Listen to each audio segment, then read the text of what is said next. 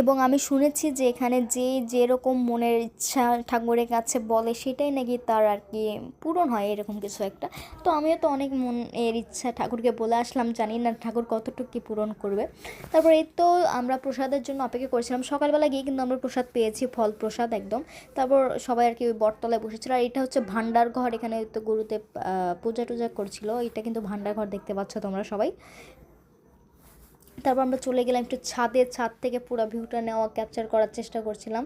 একদম অন্যরকম একটা পরিবেশ। অ্যান্ড বাড়ির সাথে লাগানোই কিন্তু মন্দির, এই তো ঠিক মন্দিরের চূড়াটা তোমরা দেখতে পাচ্ছ। অ্যান্ড যেহেতু বৃষ্টি হয়েছিল সব কিছুই প্রচণ্ড মানে ভেজা ভেজা ছিল, একদম স্যাঁতস্যাঁতে ছিল।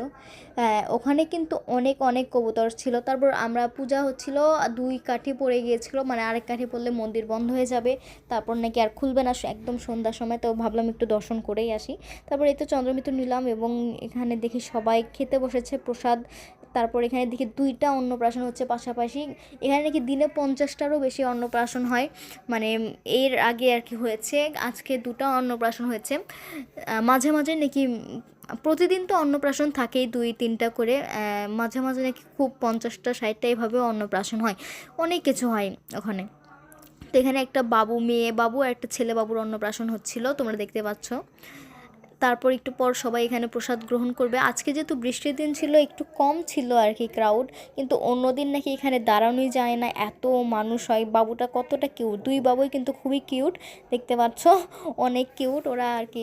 অন্নপ্রাশন মুখে ভাত হচ্ছে ওদের। তারপর আমরা এই তো বাড়িতে বসেছিলাম, আমাদেরকে বলেছিল যে বাড়িতে বসতে, বাড়িতেই প্রসাদ দিবে আমাদেরকে। প্রথমে এই তো খিচুড়ি দিল, তারপরে তো অন্ন দিল, একদম অমৃত অমৃত লেগেছিল। ভোগ মানেই তো অমৃত, এটার সঙ্গে কোনো কিছুরই তুলনা করা যাবে না, একদম অত্যন্ত সুস্বাদু। তারপর আমরা তো বাইরে আসলাম, বাইরে দোকান ছিল ঠাকুরের জিনিসপত্র কেনার। তারপর এখানে একটা দোকান ছিল, এখানে অনেক ঠাকুরই ছিল, গোপাল ঠাকুর, মানে সব কিছু ঠাকুরের জামা কাপড়, বাসনপত্র, শাখা, তারপর হচ্ছে পলা, অনেক কিছুই ছিল। তো মারা আর কি কেনাকাটা করছিল, আর আমরা এখানে টঙের দোকানের সামনে বসেছিলাম। এইটাই হচ্ছে গোপীনাথপুর জিও মন্দিরের প্রবেশ পথের মানে মন্দির ছিল। তারপর ওখান থেকে আমরা যাই খেতলাল দুর্গা মন্দিরে, এখানে আর কি আমাদের গেস্টের বাসা। সো ওই দিক দিয়ে আসবো, আর ওদের সাথে দেখা করবো না তা কিন্তু হতেই পারে না। তার খেতলাল থেকে একটু ঘুরে ফিরেই বৃষ্টি নিয়ে আবার চলে আসি বাসায়। সো জয় গোপীনাথ, গোপীনাথ সবার মঙ্গল করুক এই কামনা করে আজকে ভিডিও আমি শেষ করছি। Thanks for your watching. অবশ্যই ভিডিওটি ভালো লাগে আমার চ্যানেলকে সাবস্ক্রাইব করবেন, একদমই কিন্তু ভুলবেন না। Okay, so thanks for watching, bye by.